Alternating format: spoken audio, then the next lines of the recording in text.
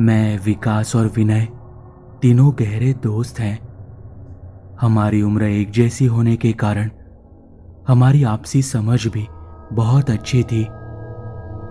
एक दिन यूं ही विकास ने कोकण जाने का प्लान बनाया। यह हमारी पहली कोकण ट्रिप थी। हम मूल रूप से सातारा के रहने वाले थे, इसलिए समुद्र तट और वहां के वातावरण के प्रति हमारा काफी आकर्षण था और हम तुरंत तैयार हो गए। हमने 6 दिसंबर की तारीख पक्की की। सबसे पहले श्रीवर्धन, फिर हरिहरेश्वर का दर्शन करने के बाद दापोली जाना तय किया। हम तीनों बहुत उत्साहित थे। विनय अपनी गाड़ी लेकर मुझे घर से लेने आया। मैं अपना सामान गाड़ी में रख ही रहा था कि मेरे पिताजी बोले, कोकण जा रहे हो तो रात में यात्रा करने से बचना। मेरे पिताजी सिविल इंजीनियर थे और उन्होंने 10 साल वहां के क्षेत्र में नौकरी की थी। मैंने उनसे इसका कारण पूछा तो उन्होंने कहा, तुम समझदार हो, ज्यादा कुछ नहीं कहता, लेकिन मुख्य रास्ते से ही जाना। समय बचाने के लिए किसी भी छोटे रास्ते से मत जाना। मैंने उन्हें हाँ कहा और ज्यादा कुछ पूछे बिना गाड़ी में बैठ गया। रास्ते में विकास का घर था तो उसके घर पहुंचे। वह पहले से ही बाहर खड़ा हमारी राह देख रहा था। उसे लेकर हमने यात्रा शुरू की। हम तीनों बहुत खुश थे। गाड़ी में गाना बजाते हुए हम मस्ती करते हुए सही समय पर श्रीवर्धन पहुंच गए। हमने ट्री हाउस बुक किया था। वह दिन बहुत मजेदार बीता। अगले दिन सुबह उठकर हमने हरिहरेश्वर का दर्शन किया, वहां खाना खाया और दोपहर में मंदिर के पीछे के पत्थरों पर बैठकर बातें करने लगे। प्रकृति की गोद में होने से बहुत सुकून महसूस हो रहा था। बातें करते करते समय कैसे बीत गया हमें पता ही नहीं चला। हमें एहसास हुआ कि काफी देर हो चुकी है और हमें फेरी से जाना है। उसके बिना दापोली समय पर पहुंचना संभव नहीं था। हम निकल पड़े। फेरी से हम दूसरी ओर पहुंचे। वहां जाने का यह हमारा पहला अनुभव था। हमने रास्ते में एक पान की दुकान पर गाड़ी रोकी और रास्ता पूछ लिया। उसने हमें 2 रास्ते बताए। विनय ने कहा कि गाड़ी में तय करते हैं कि किस रास्ते से जाना है। हमने गाड़ी में बैठकर आगे का सफर शुरू किया। दिसंबर का महीना था। ठंड के दिन होने के कारण जल्दी अंधेरा होने लगा था। कुछ दूर चलने के बाद हमें एक चाइनीज की दुकान दिखाई दी तो विनय ने गाड़ी रोक दी। मैंने उतरकर पार्सल का ऑर्डर दिया और घर पर फोन ट्राई करने लगा, यह बताने के लिए कि हम कहां पहुंचे हैं, लेकिन वहां नेटवर्क बिल्कुल नहीं था।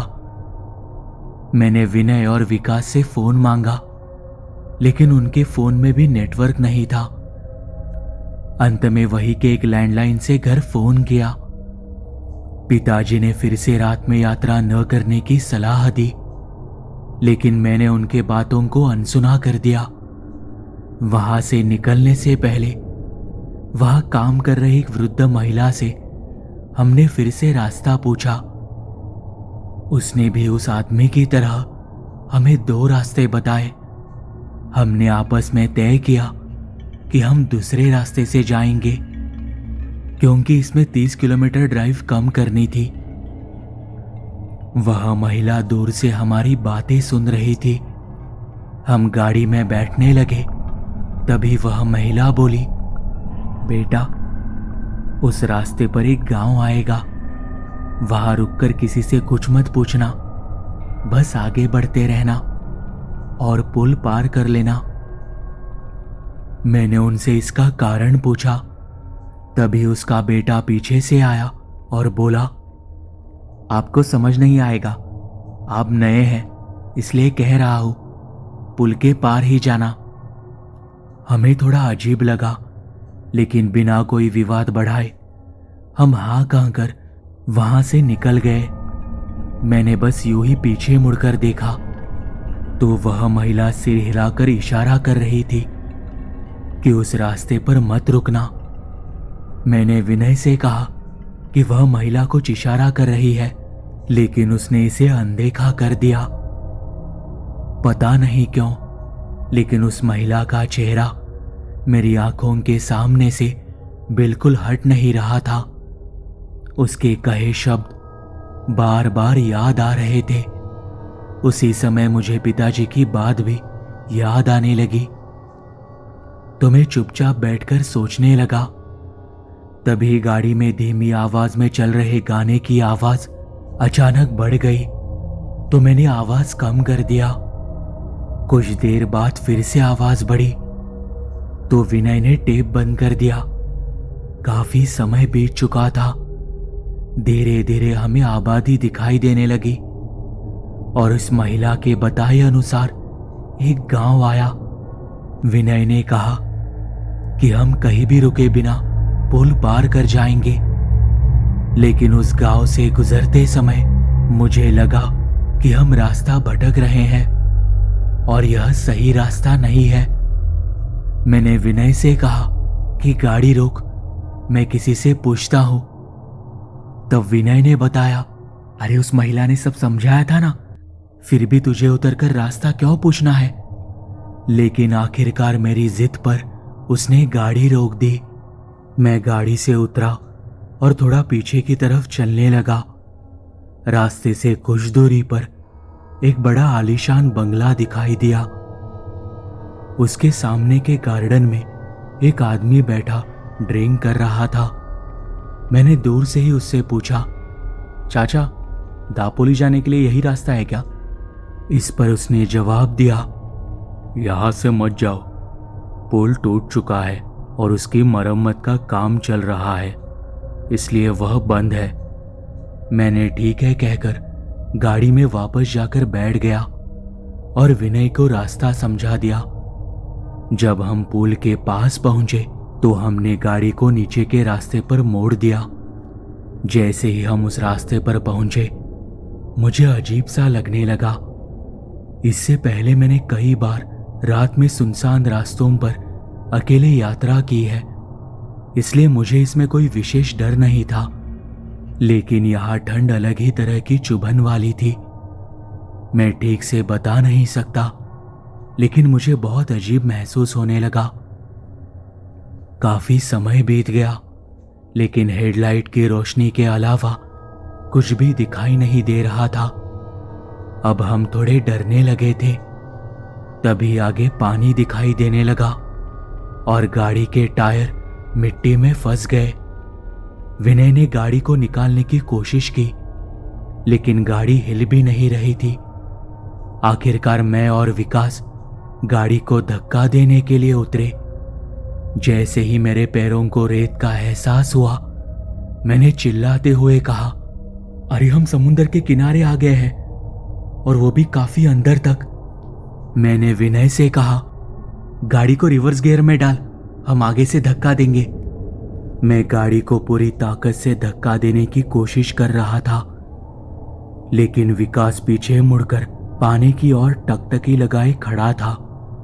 मैं पूरी ताकत से गाड़ी को धक्का देने की कोशिश कर रहा था और विकास बस वही खड़ा था। मैंने गुस्से में उसे पुकारा, तब जाकर वह होश में आया। मैंने उसकी चेहरे की ओर देखा। वह डर के मारे सफेद पड़ चुका था। उसके चेहरे पर कोई भाव नहीं थे, लेकिन वह बेहद डरा हुआ था। मुझे समझ में आ गया कि कुछ गलत हुआ है। मैंने उससे कुछ भी कहे बिना पूरी ताकत से गाड़ी को धक्का दिया और गाड़ी किसी तरह बाहर निकल आई। विनय गाड़ी तेजी से चला रहा था, इसलिए गाड़ी बाहर निकलने के बाद ब्रेक लगाने तक काफी पीछे चली गई। तभी विकास गुस्से में बड़बड़ाते हुए दौड़कर गाड़ी में आकर बैठ गया। मैं भी चलकर गाड़ी में बैठ गया, लेकिन मैंने विनय से कुछ भी नहीं कहा। मुझे उस जगह रहते हुए इस बारे में बात ही नहीं करनी थी। मैंने खुद पर संयम रखा और चुपचाप बैठा रहा। मुझे पिताजी के वो शब्द याद आने लगे, रात में यात्रा मत करना और निर्जन जगहों पर चलते समय अगर कोई आहट सुनाई दे तो पीछे मुड़कर मत देखना। सच कहूं तो जब मैं गाड़ी की ओर चल रहा था तो मुझे ऐसा लग रहा था जैसे मेरे पीछे कोई आ रहा हो, लेकिन मैंने पीछे मुड़कर नहीं देखा। जो कुछ हुआ उससे समझ में आ गया कि यह रात हमारे लिए कितनी भयानक साबित होने वाली थी। हम वापस उसी रास्ते से लौटने लगे, लेकिन इस बार पुल के ऊपर से गए। पुल पर कोई भी निर्माण कार्य होते हुए बिल्कुल भी नहीं दिखा। आगे बढ़ने पर मेरी नजर उस बंगले पर पड़ी। वह बंगला ऐसे लग रहा था जैसे वहां कई सालों से कोई गया ही न हो। मैंने विनय की ओर देखा और हम दोनों को समझ में आ गया कि हमारे साथ कुछ ना कुछ अजीब जरूर हो रहा है। हमने एक दूसरे से कुछ भी नहीं कहा। शायद हम बोलकर अपने उस डर को जाहिर नहीं करना चाहते थे। 10-15 मिनट सब लोग शांत ही थे। सबको गंभीर देखकर विनय ने मजाक में कोई बात निकाली और जोक करने लगा। मैं भी जानबूझकर उसकी बातों को नजरअंदाज करते हुए उसका साथ देने लगा, लेकिन पीछे की सीट पर बैठा विकास कुछ भी प्रतिक्रिया नहीं दे रहा था। वो बिना किसी हाव भाव के सीधा सड़क की ओर देख रहा था। हम दोनों ने उसे समझ लिया था, लेकिन पूछने की हिम्मत नहीं हो रही थी। मैं सामने वाले शीशे से पीछे विकास को देख रहा था। उसका चेहरा बिल्कुल भावशून्य था। तभी उसने उस शीशे में देखा और हमारी नजरें मिल गई। उसकी नजरें बदल गई थी, बहुत ही क्रूर हो गई थी। मैं तुरंत नजरें हटाकर दूसरी ओर देखने लगा। अब मैं बहुत डर गया था। उस ठंडे माहौल में भी मुझे पसीना आ रहा था। तभी विकास ने पूछा, कितने दूर आ गए हैं हम? तो विनय ने कहा, 20-25 किलोमीटर आ गए होंगे। तभी उसने खिड़की का शीशा नीचे किया और मुंह में भरा हुआ चावल बाहर निकाल दिया। कुछ समय के लिए हमें कुछ समझ ही नहीं आया। जब मैंने पीछे मुड़कर देखा तो समझ में आया कि उसने पार्सल खोलकर चावल खाया था, लेकिन ऐसे ही। घटना अब अलग ही मोड़ लेने लगी थी। मैंने हिम्मत जुटाकर उससे पूछा, विकास क्या हो रहा है तुझे? तभी उसने जोर से रोना शुरू कर दिया। विनय ने घबराकर गाड़ी सड़क के किनारे ले जाकर उसका स्पीड कम कर दिया। तभी विकास ने कहा, विनय गाड़ी बिल्कुल मत रोकना, मैं तुम्हारे पैर पड़ता हूं, गाड़ी चलाते रहो। मैंने फिर उससे पूछा, विकास पहले शांत हो और बता क्या हुआ है तुझे? लेकिन वो कुछ भी नहीं बोला, बस डर से रो रहा था। कुछ समय बाद वह शांत हुआ और बताने लगा, उस किनारे के पास मुझे दुल्हन के वेश में एक खूबसूरत लड़की दिखी। इतनी रात में यहां अकेले क्या कर रही है, यह सोचकर मैं उसे ध्यान से देखने लगा। तभी उसने मुझे देखकर मुस्कुराया। वह दिखने में इतनी सुंदर थी कि अनजाने में मैंने भी हल्की सी मुस्कान दे दी। तब उसने मुझे अपने पास आने का इशारा किया। मुझे समझ में नहीं आ रहा था कि मुझे क्या हो रहा है। मैंने 2 कदम पीछे खींचे और तभी एक लहर किनारे पर आकर लगी। उसका पानी उसके चेहरे पर उछला और पल भर में उसका रूप बदल गया। बाल खुले हुए, सफेद चमकता चेहरा, मुंह में एक भी दांत नहीं। उसका अजीबोगरीब रूप देखकर मेरे शरीर की सारी ताकत निकल गई। मैं भागने लगा क्योंकि मुझे पीछे खींचा जा रहा था। ऐसा लग रहा था जैसे कोई मेरी शर्ट पकड़कर खींच रहा हो। मैंने उससे कहा, अरे इतनी देर से तुमने हमें कुछ भी क्यों नहीं बताया? इस पर विकास ने जो कहा उसे सुनकर हमारी बोलती बंद हो गई। दिल तेजी से धड़कने लगा और हाथ पैर ठंडे पड़ गए। उसने कहा, कि मैं कुछ बोल ही नहीं सका, क्योंकि गाड़ी में हम सिर्फ 3 नहीं थे। उस दिन मैंने असली डर का अनुभव किया। अगले कुछ क्षणों तक हम में से कोई भी कुछ भी नहीं बोला। जब तक दापोली नहीं पहुंच गए, विनय गाड़ी चलाता रहा। वहां पहुंचने पर हमने एक होटल रूम बुक किया। खाने की बिल्कुल भी इच्छा नहीं थी, इसलिए हम वैसे ही सो गए। रात में किसी अजीब आवाज से मेरी नींद खुली। उठकर देखा तो विकास बड़बड़ा रहा था और बिजली का झटका लगने जैसा बिल्कुल कांप रहा था। मैंने विनय को जगाया। हमें समझ नहीं आ रहा था कि क्या करे।